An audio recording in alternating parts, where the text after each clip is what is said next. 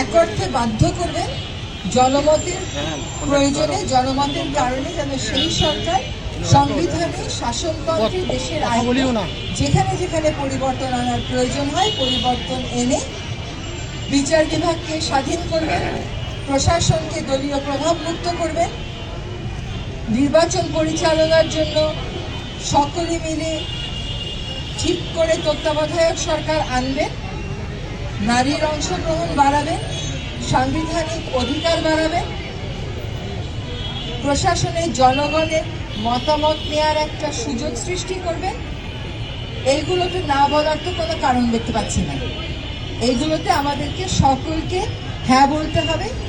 আরো হ্যাঁ বলতে হবে এই জন্য যে আমরা যেন কোনোদিনও ভুলে না যাই যে সেই মুক্তিযুদ্ধের পরে, স্বৈরাচারী বিরোধী আন্দোলনের পরে, তত্ত্বাবধায়ক সরকারের জন্য লড়াইয়ের পরে আবার 24-এর গণ অভ্যুত্থানে আমাদের ছেলেমেয়েরা, আমাদের ছোট ছোট ভাইয়েরা, দেশের আপামর জনসাধারণ নিঃস্বার্থভাবে নির্ভীক চিত্তে প্রাণ দিয়েছিলেন। প্রাণ দিয়েছিলেন একটা কারণে, তারা এই দেশটা আগের মতন আর চলতে দিতে চান না। তারা দেশটার পরিবর্তন চান, ইতিবাচক পরিবর্তন চান। যদি আগের মতন আর চলতে দিতে না চান তাহলে আপনাকে হ্যাঁ ভোট দিতে হবে। সব কোনো দলের আদর্শে আপনি বিশ্বাসী হতে পারেন, কিন্তু আমরা একটা কথা বলি না, ব্যক্তির চেয়ে দল বড়, দলের চেয়ে দেশ বড়। এই গণভোটের বিষয়টা কোনো দলের বিষয় না, এটা হচ্ছে একটা দেশের প্রশ্নে হ্যাঁ উত্তর দিলে, এই 12টা প্রশ্নে হ্যাঁ উত্তর দিলে দেশ পরিচালনায়, রাজনীতিতে একটা ভারসাম্য আসবে। এই ভারসাম্য যদি আসে তাহলে আর দেশ ছেড়ে পালাতে হবে না, কারণ ভুয়া নির্বাচন দেওয়ার আর পথ থাকবে না।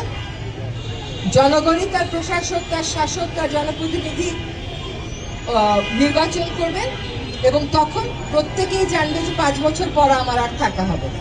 আর প্রধানমন্ত্রী জানবে যে আমি যদি 2বার প্রধানমন্ত্রী হয়ে যাই এরপরে আমার আর প্রধানমন্ত্রী হওয়া হবে না। তখন দলের মধ্যেও নেতৃত্ব গড়ে উঠবে, দলের মধ্যেও জবাবদিহিতা আসবে, দলের মধ্যেও গণতন্ত্র আসবে। বাসায় বাবারা থাকলেও তো আমরা দাদাদেরকে খুঁজি, মারা থাকলেও তো নানাদেরকে খুঁজি। আমাদের জাতির তো একজন অভিভাবক দরকার, যিনি জাতির বিভক্তির সময়ে, জাতির মধ্যে যখন মতানৈক্য দেখা দেয়, যিনি অভিভাবকের ভূমিকায় এসে আমাদের দায়িত্বটা নেবে।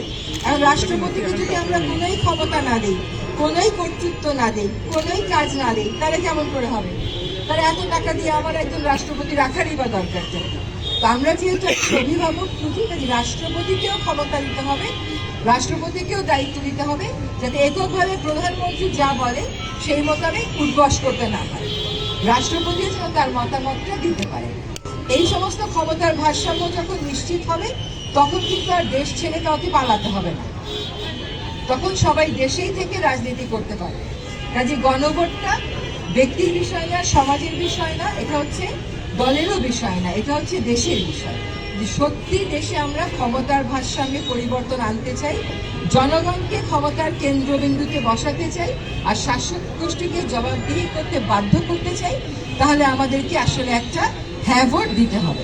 আজকে নিজেরা শুনলেন, এরপরে যে পরিবারের সবাইকে বুঝাবেন।